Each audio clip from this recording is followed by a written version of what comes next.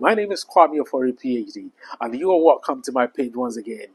Today we are going to talk about apple cider vinegar, the good, the bad, and the ugly. So we're going to cover everything about apple cider vinegar. Now, historically, apple cider vinegar goes way back to ancient days, the 15th centuries, and it was used by Egyptians, it was used by the Chinese, and it was also used by the Greeks for medical purposes. Currently, the most widely known benefits of apple cider vinegar is management of type 2 diabetes. A lot of studies have concluded that apple cider vinegar can reduce blood sugar significantly, and I'm using that word significantly again. And also, prolonged intake of apple cider vinegar can also improve insulin sensitivity. Insulin is a problem with type 2 diabetes people.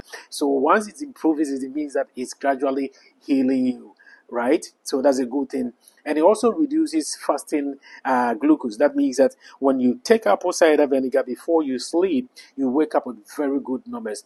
Now, other benefits of apple cider vinegar include weight loss. So for those of you who want to use apple cider vinegar for weight loss purposes, you take one teaspoon or 2 teaspoons in the morning and 2 in the evening, and then there's a potential of you reducing your weight.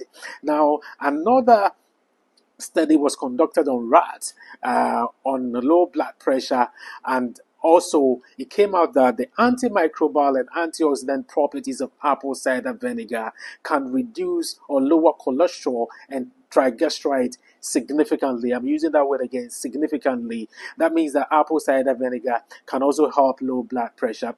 There are minor or tiny benefits like easing reflux, helping with the digestion system, and then skin diseases. Yes, Asian people used to pour apple cider vinegar in their bathing water and use it to wash down, and then it could cure their skin diseases. Apple cider vinegar, one of the benefits is also hair loss or dandruff. You put it in water to wash your hair, and then you are good to go. We can't talk about the good side and then forget to talk about the bad side.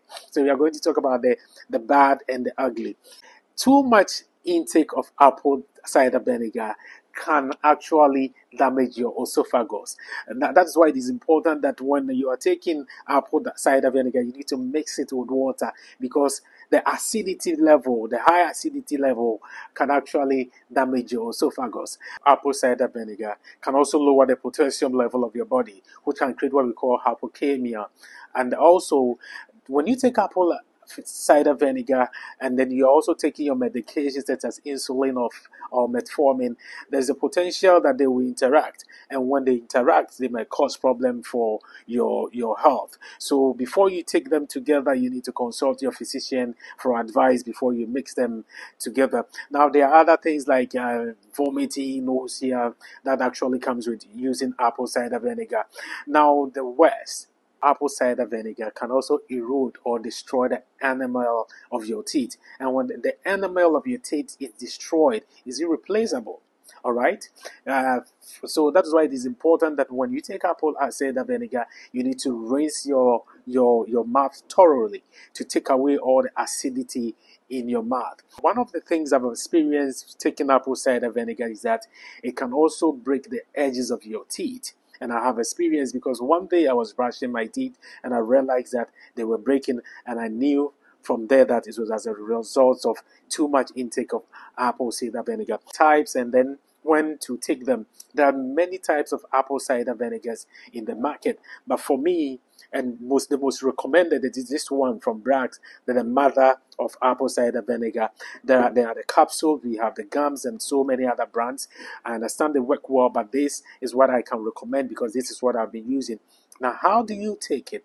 Now, you can take apple cider vinegar in the morning, in the afternoon, or when you're about to sleep. You can mix it with cold water or warm water, however suits well for you. That is fine. What's the value that we are supposed to take? Scientifically, there is no study to conclude that you can take maybe once a day or twice a day or 3 times a day. But many people recommend that you take it maximum twice a day or once a day. For me, I recommend once a day, and it's going to be once a day when you're taking your main meal, which has a lot of carbs, and you take it. But apart from that, you can also take twice a day, depending on what you're using it to combat. You can take it twice a day. So, but so far there is no serious chronic side effect that that apple cider vinegar has on people who take it. So I'll recommend that if you can, please take it, either you are diabetic or not, once in a while, and then you will be fine. And anytime you say a prayer, say one for me.